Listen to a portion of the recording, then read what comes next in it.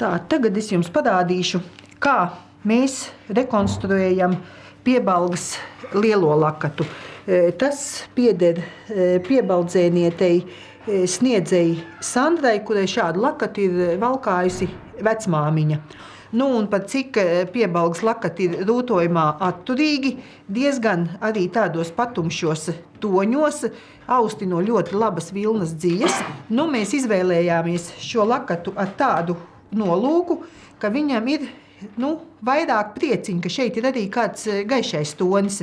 Un šeit ir arī tāds raksturīgs pinuma veids, ir skujiņa. Piebalgas lieliem lakatiem ir arī diezgan daudz nīšu kārtas, viņi ir diezgan sarežģīti, un tajā pašā laikā arī silti. Vispirms bija jāizvēlās attiecīgie dziju toņi, un mēs nolēmām, kad mēs velkos liksim gublāna pusvilnu un iekšā audos audīsim vilnas dziju.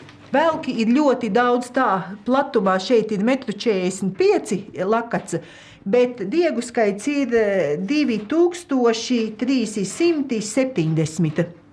Lūk, un kad tas viss ir izdarīts, tad, kad ir sanītīts, tad, kad ir sašķietots, piesiets, tad ir attiecīgi izvēlēt arī tie diegi, ko mēs audīsim šādā te veidā kā audus iekšā, tad mēs varam sākt lakatu aust.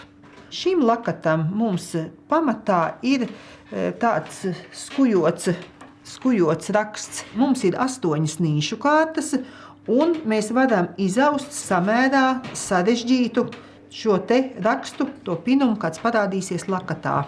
Tad, kad mēs šo lakatu nītam, tad ir tā, mēs viņu sanītam, mēs savelkam tos velku diedziņus šādā kārtībā. 1. nīškārta, 2. nīškārta, 3. nīškārta, 4. nīškārta, 5. nīškārta, 6. nīškārta, 7. un 8. nīškārta. To sauc audēji pa taisno vēdumu. Un tas atspoguļojas šeit ir atkal, redzat, te ir tas, ko es jums stāstīju, no 1 līdz 8, bet šis te audums atspoguļojas no paminu sējuma, kādu mēs esam uzsējuši paminu sējumu. Un paminu sējums jebkuram audumam ir citādāks.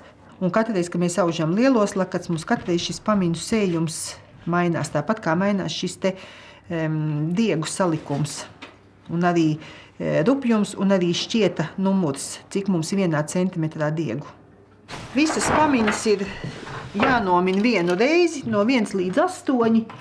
1. pamina, 2., 3., 4., 5. un 6.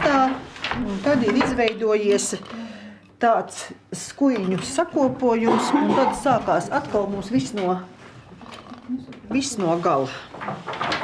Šeit es ļoti maz to kvadrātiņu aužu garāku, jo man ir ļoti smalks diegs. Te vajag ļoti mazu to uzaudumu. Tad, kad es to lakatu noņemšu no stellēm nost, viņš man būs kvadrātā. Ja es šo diegu būtu audusi, piemēram, es tagad tā, man būtu šitik resnis diegs, ko es austu iekšā, tad man šo te kvadrātiņu vajadzētu aust krietni garāku, jo šie te velku diegi, kamēr viņam tā aplokās apkārt, un tā, ka viņi no stellēm noņem nost, viņš dabīgi, kad daudz vairāk sadaujas, un tad tas kvadrātiņš iznāktu plakants. Tad, kad lakats ir noausts, tad šeit, kur ir atstāti diegi bārkstīm, tās ir arī jāsavirpina. Un šī te bārkšu savirpināšana ir arī ļoti darbietilpīgs process. Un es pat teiktu, ka lakatu noaust ir ātrāk, kā savirpināt šīs te bārkstis, jo ir 2 un 2 diedziņi ir jāsavirpina uz vienu pusi, un pēc tam jāsagriež abi 2 kopā un jāizmet priekšā mezgliņš.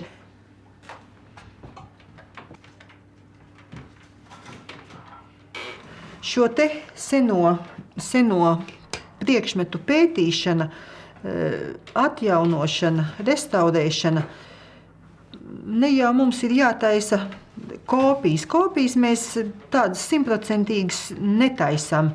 Jebkuru lietu, mazlietiņu, kā saka, pieliekot to šodienas skanējumu klāt, to kaut ko no šodienas un kaut ko arī no paša, kā es vēlos, var ļoti labi izmantot arī šodienā. Un arī konkrēti runājot par šo te lakatu, kā man te kolēģi saka, tev jau viņš būs tik smalks, ka tu pat viņu vari pie vakarkleites likt.